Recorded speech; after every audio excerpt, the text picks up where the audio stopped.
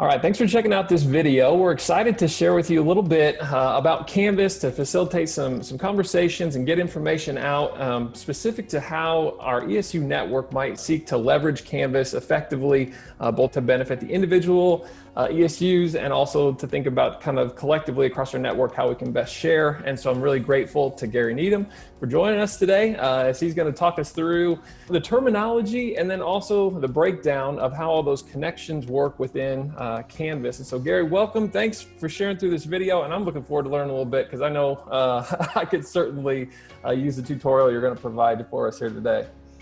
Sure.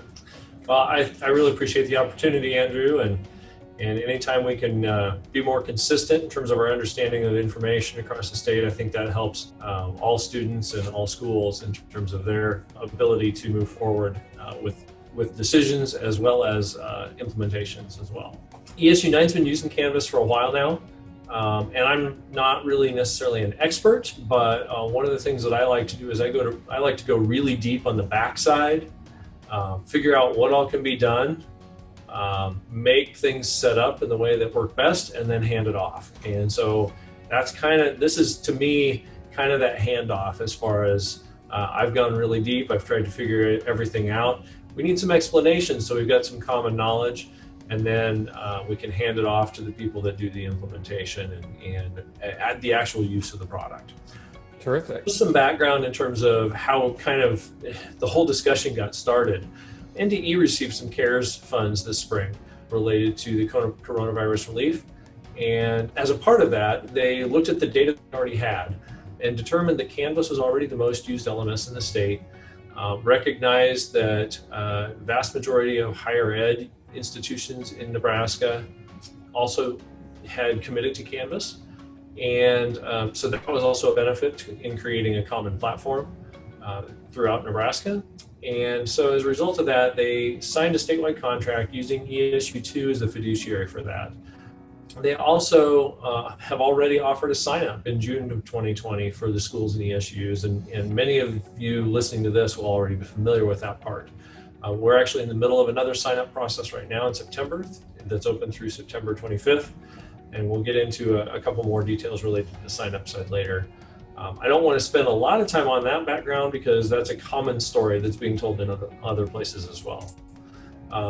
There's some benefits of participation in having Canvas specifically, but also in having any LMS.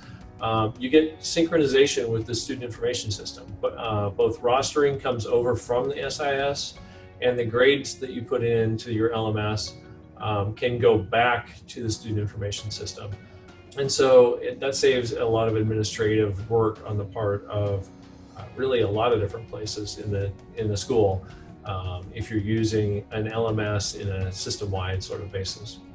Canvas also has a lot of really good notification and communication tools. It allows users to select what they want to receive email about and what they don't want to receive email about, and also to get SMS text messages and some other kinds of notifications in order to make sure that assignments are handed in on time, things show up on their calendar, those kinds of things.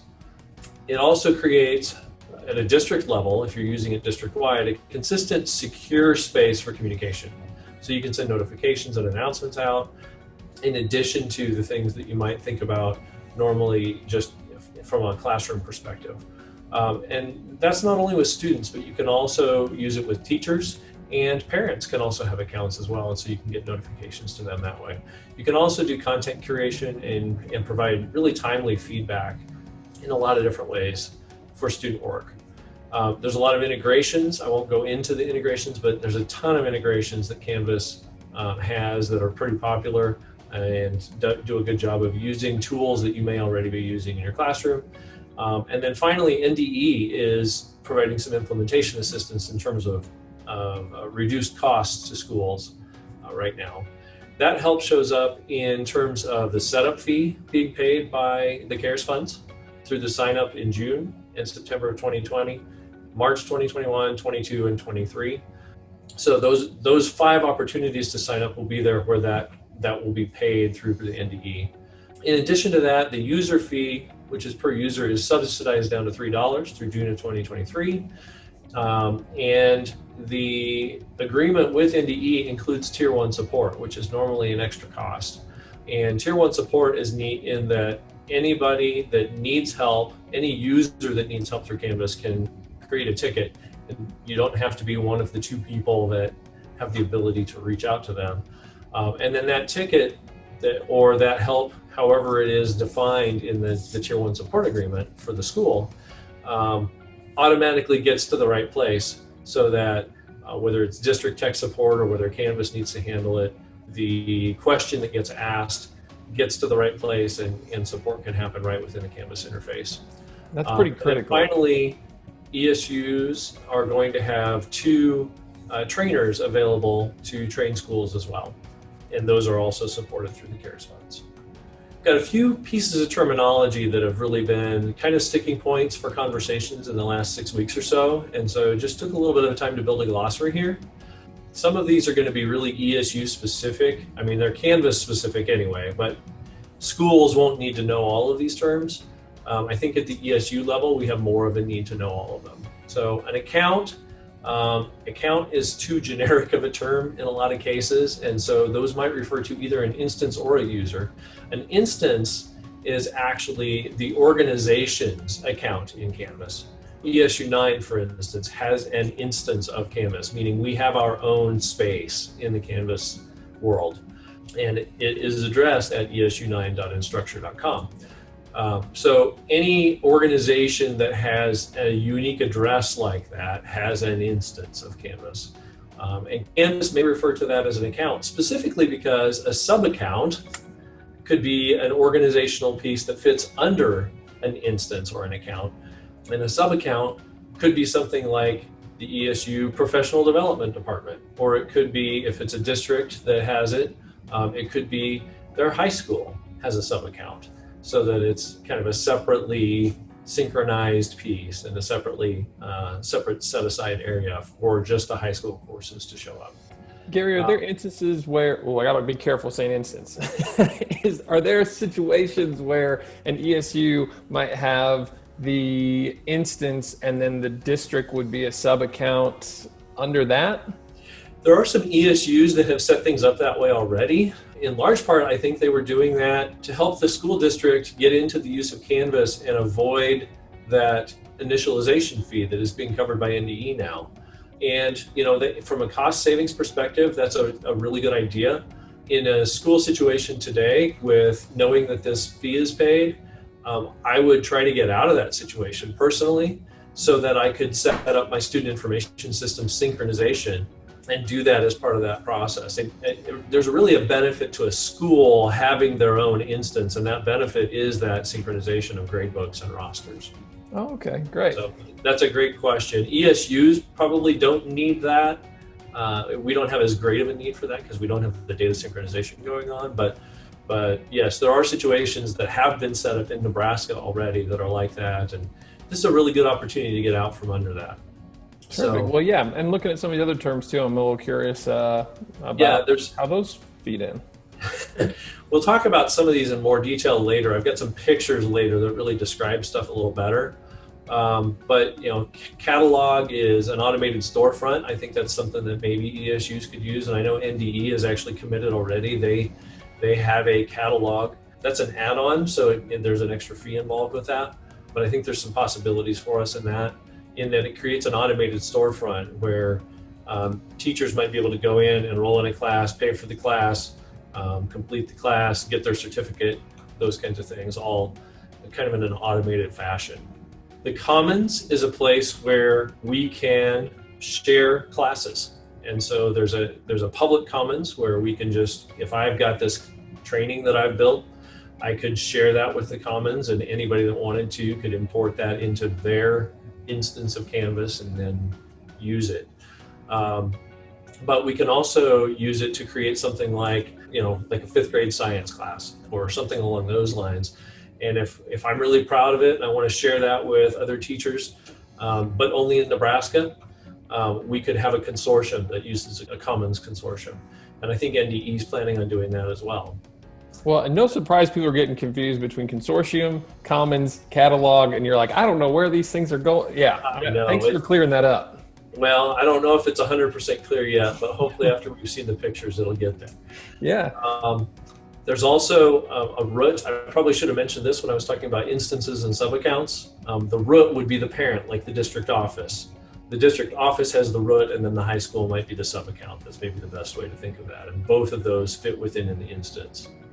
There's also, at the ESU level, ESU2 already, and a couple of other ESUs, I think, use something called a support master account. It's actually a separate instance, but it allows those people that do support of the schools to log into the support master, and then they can pop over into their schools instances of Canvas without having to have individual accounts in each one of those instances and manage all of those passwords separately. We've talked about Tier 1 support already. The last a couple items on here, there's a trust.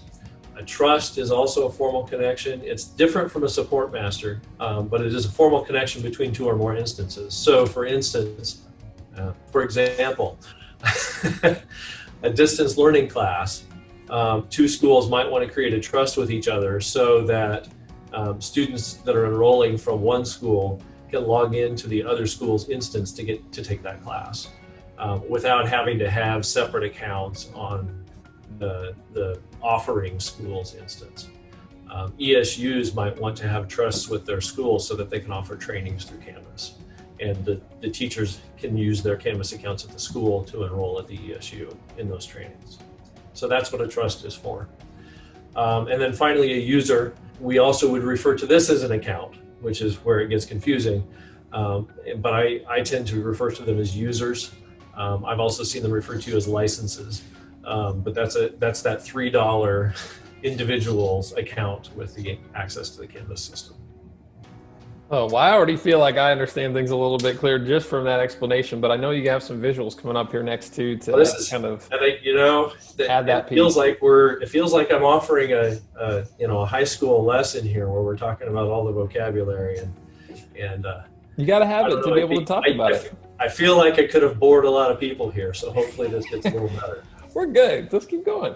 All right. I do think there are some things. We talked about some school-specific situations, which is maybe the more general way to do things with the student information system sync and those kinds of things. But there are some ESU-specific issues, I think, that come up as well. I mentioned already that the ESU doesn't need to do the data synchronization. So our setup should be less complex, at least in that particular part of the setup. We're also providing a lot of just-in-time learning.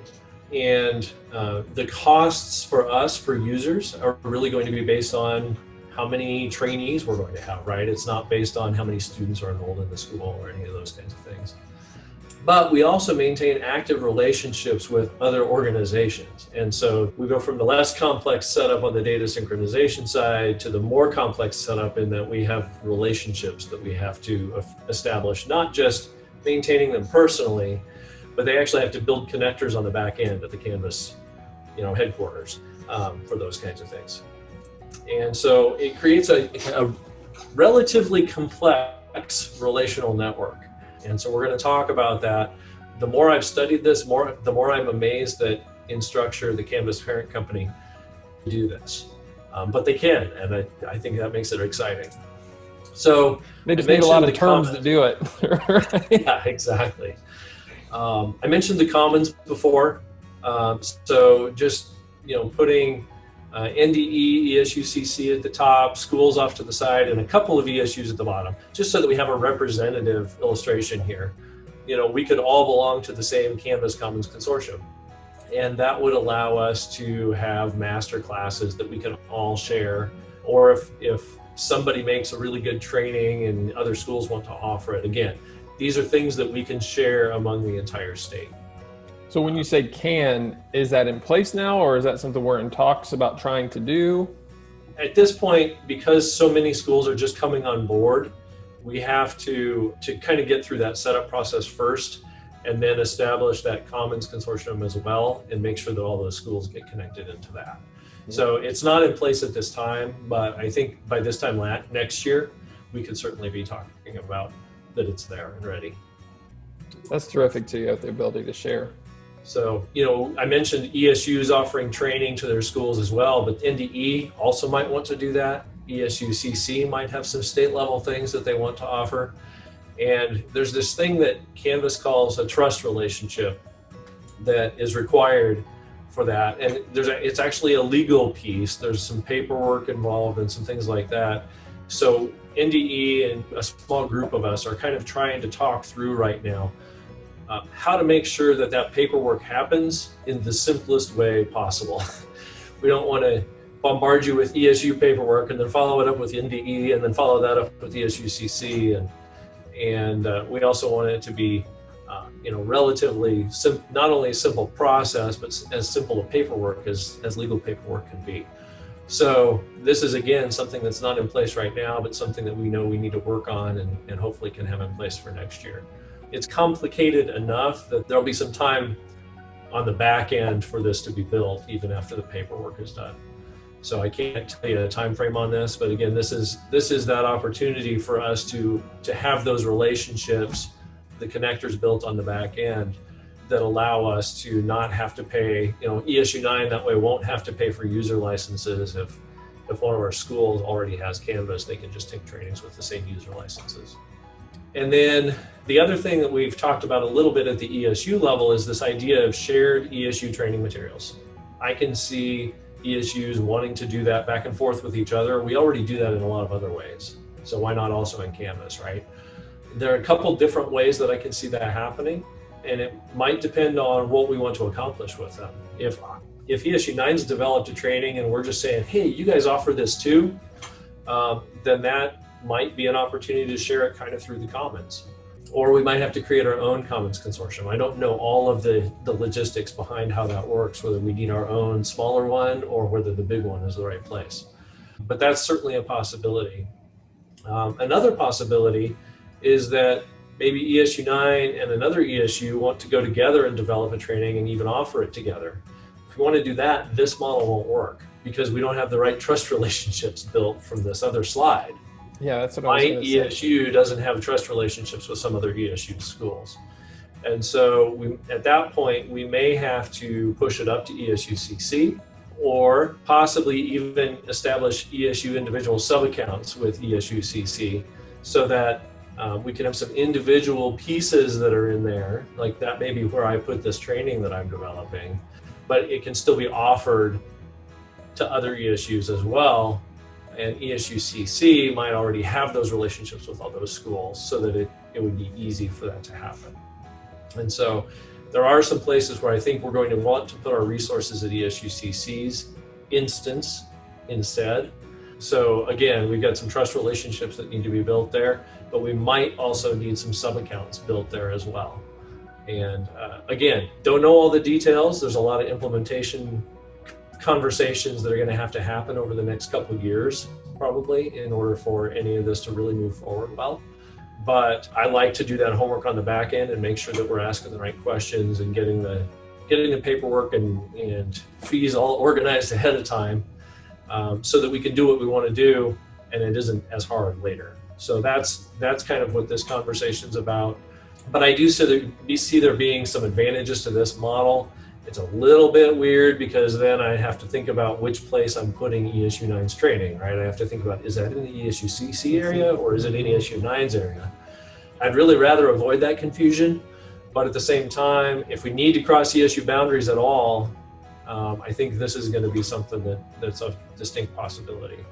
The other thing that's nice about it is if I've got a master course of some kind and I make changes to it, and somebody else is also using it, they don't have to go get the latest copy out of the Commons and make sure that their changes get re-added in and those kinds of things if it's here. They can just start using that same course if it's part of that ESU-CC shared area. So I think there's some advantages that way. And then we mentioned Catalog earlier. Catalog is an add-on with an extra fee. If we want to use Catalog as an ESU, might be better to use it at a parent level with ESU-CC, for instance, instead of trying to license it separately for any ESU that wants to use it. I talked about the support master account before. It's its own kind of separate instance. I made it its own color here. Notice that it has connections to the individual ESU and then to all of that ESU schools. So I guess, that's a lot of stuff that I just covered pretty fast. it's probably deeper than a lot of people really cared to think about. But at the same time, because of all the terminology that's being thrown around, because of some of the other things that are there, I just felt it was really important to get as much of that information out there in as easy a picture as I could think of in my head, so that other people at least have a chance of understanding it, because it took me a while to get here myself, and I was doing the homework. So, I guess with all of that in mind, now that you've listened to this far through the presentation, what is it that you're going to do about it? Well, if your ESU doesn't have Canvas, at least consider signing up for an instance. And I know that every ESU has heard about that already. I know that every ESU is probably already in that consideration phase if they haven't done so. But certainly think about that. I do think at least PDO members are probably going to need to have Canvas accounts in the future. And then in addition to that, your ESU might have a support relationship with your schools that you want to maintain related to Canvas implementation as well, just to help them through the process. Along those lines, NDE is asking that each ESU designate a primary Canvas contact.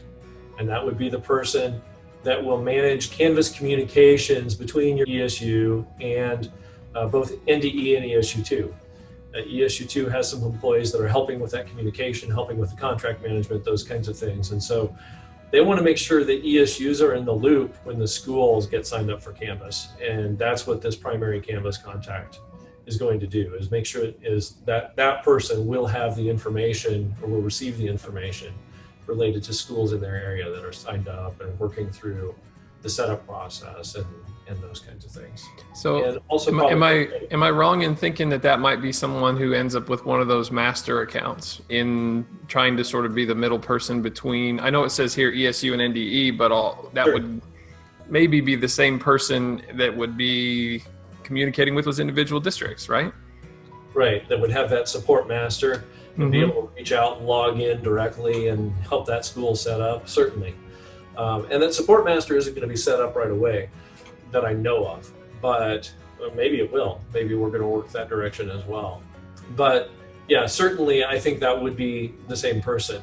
And it could look different at every ESU. In ESU 9, it might be me as a member of the tech department, but it could also be, a TLT person, or if you've got an SDA member that really loves, the whole online learning piece and just really wants to go after that with the schools, then maybe it's an SDA person instead too. I think that looks different in every ESU, or at least it has the chance to. And, I say a primary Canvas contact. NDE will allow for there to be more than one at the ESU level if you want to have 2 people on that list instead. But you should at least have one on that list, because that way you'll get notified when a new school is coming on in your area. And then finally, I think you should consider talk in your local ESU about how much your ESU will participate in supporting schools and how much your ESU might participate in using Canvas on your own, because that will determine how many of these relational bridges that I just worked through, the Commons Consortium, the trusts, the support master instance, all of those kinds of things are needed. And at some point you'll have to coordinate that with NDE and ESU2 and Instructure in order to get everything set up properly. And then finally, I've got a little more information slide. NDE is maintaining a Canvas statewide consortium page that has the current sign-up link that's active through September 25th, as well as a frequently asked questions document linked to that. And then just a couple of contacts. You notice I'm not on that list. That's, my primary role is not in Canvas at all. And I am just trying to get some of this back-end homework done and then communicate about it as effectively as I know how. Well, and you've done a great job with that here in sharing this out. I know this is really pertinent information for the moment, because as you pointed out, it's probably harder to untangle if we get too tangled with all those different connections, or fail to sort of recognize where the opportunity lies to maybe increase our own productivity and our ability to collaborate and share effectively if we don't think about how to leverage this to its full potential. And I think Moral of the story too, get with Canvas so that we can start to tap into those different avenues for that collaboration. So thanks so much for your leadership with everything, and hopefully this video is really helpful to others in trying to sort out how best to use this LMS. All right. I hope the same, Andrew. I really hope that this is at least effective in everybody understanding what their own role might need to be. Yeah, well, thank you.